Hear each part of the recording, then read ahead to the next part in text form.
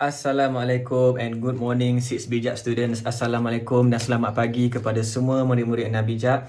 I hope all of you are ready to continue our lesson. Saya harap awak bersedia untuk meneruskan sesi pembelajaran kita pada hari ini. And I hope you and your family are doing well. Saya harap awak dan keluarga awak berada dalam keadaan sihat sahaja. Alright, for the first activity, I want all of you to take out your textbook. Okay, and open your textbook to page 74. Buka muka surat 74. So today, the activity is reading. Kita akan baca. Kita akan baca dulu page 74. I know the story requires 2 page. Ada 2 muka surat cerita ni. Page 74 and 75. But for today, we are going to cover page 74 first. Kita akan cover dulu muka surat 74. Maybe for our next lesson, we will continue to page 75. Right? Okay. When you open page 75, you will see the title of the story. Tajuk cerita dekat atas, which is How the Tiger Got Its Stripe.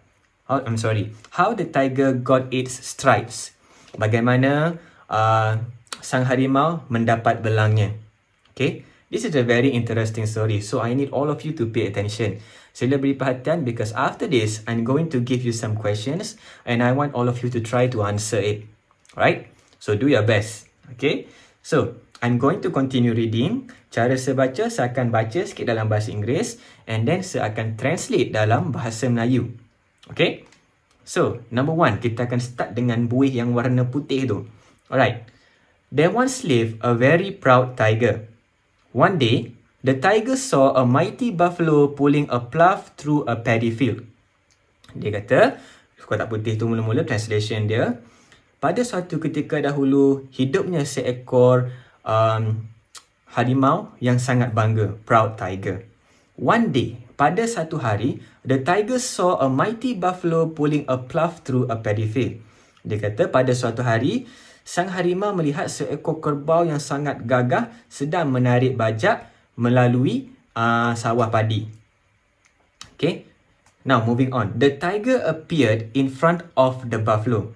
Jadi sang harimau tadi dia pergi ke hadapan sang kerbau and then mereka pun berbual. Alright, buffalo, why do you let yourself be tied to a plough and work so hard? You are so huge and strong. Wahai sang kerbau, kenapa awak biarkan diri awak diikat kepada bajak dan bekerja begitu keras sekali? You are so huge and strong. Awak ni besar dan kuat.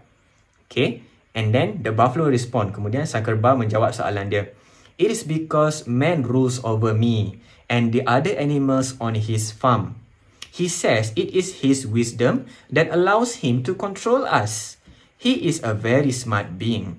Sang kerbau cakap, ia kerana manusia menguasai kita semua dan haiwan-haiwan yang lain di kebunnya ataupun di ladangnya. Dia kata kebijaksanaannya membolehkan mereka mengawal kita semua. Okay, he is a very smart being. Dia lelaki itu ataupun pemilik kerbau tu kata, kerbau tu mengata kepada pemiliknya, kata, tuan aku ni seorang yang sangat cerdik. Right? And then the tiger asked another questions. Sang harimau tanya lagi soalan.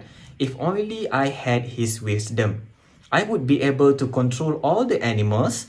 I would make them stand while I choose my meal of the day. Sang harimau cakap, kalaulah aku ada kebijaksanaan manusia tu dalam diri aku akan dapat keupayaan untuk mengawal haiwan-haiwan yang lain.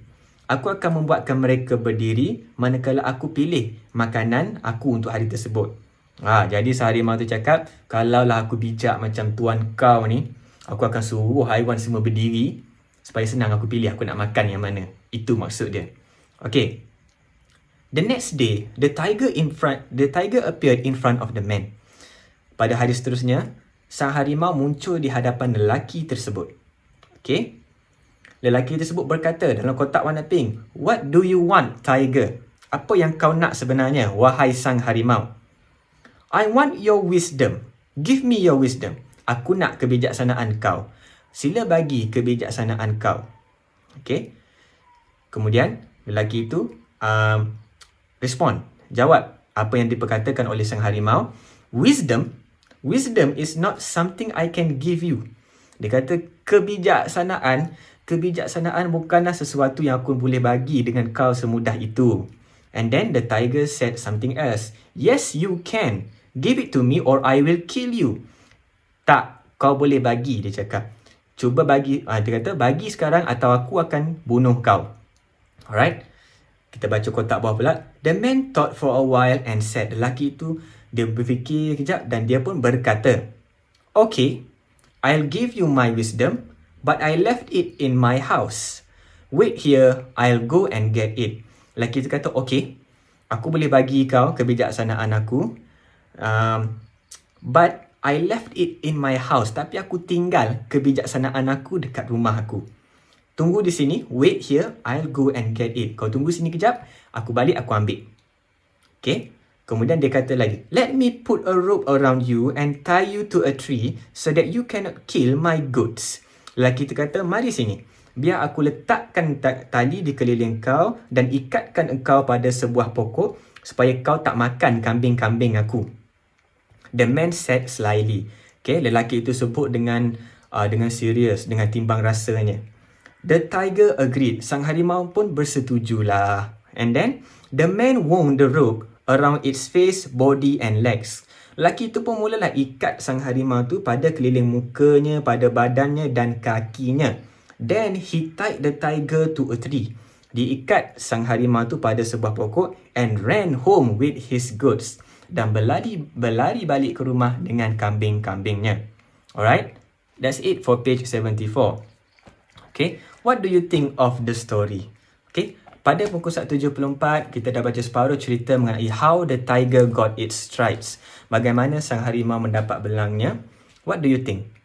Who is the smartest person here? Siapakah kita kata watak ataupun karakter yang paling bijak dalam cerita ni buat masa ni? Is it the farmer? Is it the buffalo? Or is it the tiger? Okay? So, try to answer some of the questions below. Sila jawab soalan-soalan dalam latihan di bawah ni. And yeah, let me know who is the smartest, which character is the smartest. Pada pendapat awak dekat sini, siapa yang paling bijak sebenarnya? Okay, until then, I hope all of you are feeling well. I can't wait to see all of you again in our next lesson. So, harap kita dapat berjumpa lagi dalam lesson kita yang akan datang. So, that's it for now. I will see you again soon. Okay, bye-bye.